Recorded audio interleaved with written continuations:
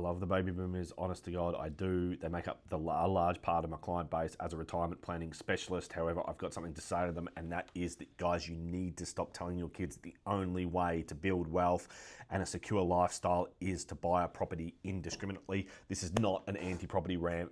I think it's a good idea eventually when you can, but to imply to people, oh, it's so easy and get in and push and push and push. It's ridiculous, guys. When you were buying houses in the early 90s or late 80s or whatever it was, and you were buying those houses for 50 grand, this is real numbers. The area I live in, that's realistic.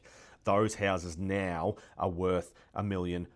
Sounds like a great idea, but back then, you're buying a house for 50 grand. It was something like 3 times the average income of the time. So maybe you're on 15 or 20 grand a year. You buy a house for 50. It doesn't look too crazy. Fast forward to now, that same house is $1 million. The average income's about 100. That's 10 times that value. And that's what we see. The average in Melbourne, I think, is about 8 or 9 times. Sydney's like 12 times the average income. It's way worse. And don't come at me with, oh, but interest rates were 18% back then. Yes, they were, but 18% of 50 grand's only like 9 grand in interest a year. 5% interest rate now, for me, that's 50 grand a year. The rate, don't let it deceive you. It is way more expensive to buy a family home now, to buy your first home, to get on the ladder. You have to go into so much debt, and people are on a knife's edge. Add that to inflation, and add that to the fact that even though rates feel a bit high now because they went down to 2% or whatever, they're actually historically kind of low still. There's a lot that they could go back up. So people are in a real struggle.